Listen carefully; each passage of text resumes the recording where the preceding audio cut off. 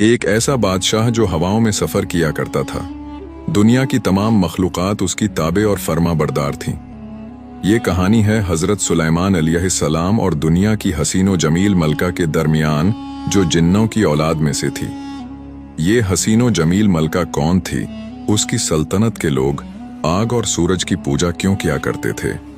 आज से हजारों साल कबल जजीरा अरब के जनूबी इलाकों में एक शहर आबाद था। इस शहर का नाम सबा था और इस शहर के लोगों को कौम सबा कहा जाता था। कौम सबा शिरक में मुब्तला थी। ये कौम आग को खुदा मानकर उसकी पूजा किया करती थी। हजरत सुलेमान अलैहिस्सलाम के लश्कर के अंदर जिन्नात, परियों और हर किस्म की मखलूक़ात मौजूद थी। उसी लश्कर के अंदर एक परिंदा भी था जो हजरत सुलेमान अलैहिस्सलाम का पसंदीदा था। एक दिन जब हजरत सुलेमान अलैहिस्सलाम का दरबार लगा हुआ था तो तमाम तर चरिंद परिंद मौजूद थे, लेकिन हुदहुद नहीं था। हजरत सुलेमान अलैहिस्सलाम ने फरमाया, अगर हुदहुद अपनी गैर हाजिरी की कोई मुनासिब वजह पेश न कर सका तो उसे ज़िबह कर दिया जाएगा। अभी ये गुफ्तगू हो रही थी कि हुदहुद हाजिर हो गया। पूछा गया, तुम कहाँ थे?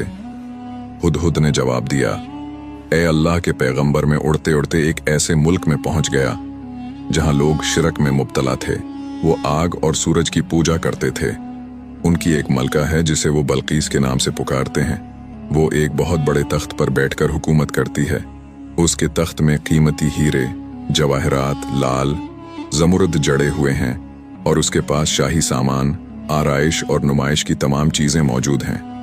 हजरत सुलेमान अलैहिस्सलाम ने फरमाया कि अगर तुम्हारी बात सच है तो मेरा एक खत इस मलका के पास ले चलो ताकि वो शिरक से बाज आ जाए और फिर आकर मुझे खबर देना। हजरत सुलेमान अलैहिस्सलाम ने खत लिखकर हुदहुद के हवाले करके उसे रवाना कर दिया। हुदहुद उड़ते हुए मलका बल्कीस के महल में जा पहुंचा। मलका उस वक्त अपने आलीशान महल के अंदर आराम फरमा रही थी।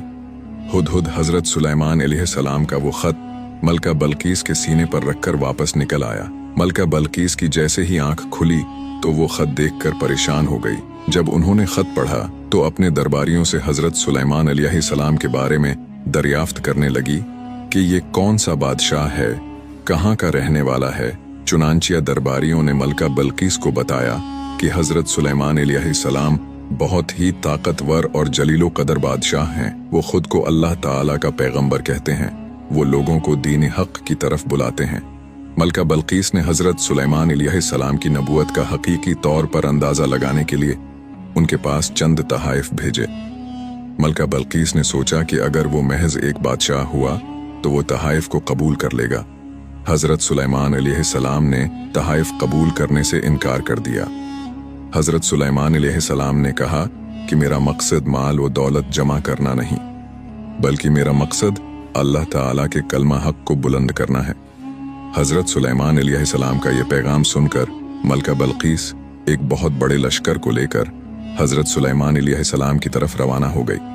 जैसे ही हजरत सुलेमान अलैहिस्सलाम को इस बात का इल्म हुआ तो उन्होंने अपनी ताबे तमाम मखलूक़ात को कहा कि तुम में से कौन है जो इस मलका के तख्त को वक्त से पहले यहाँ ले आए।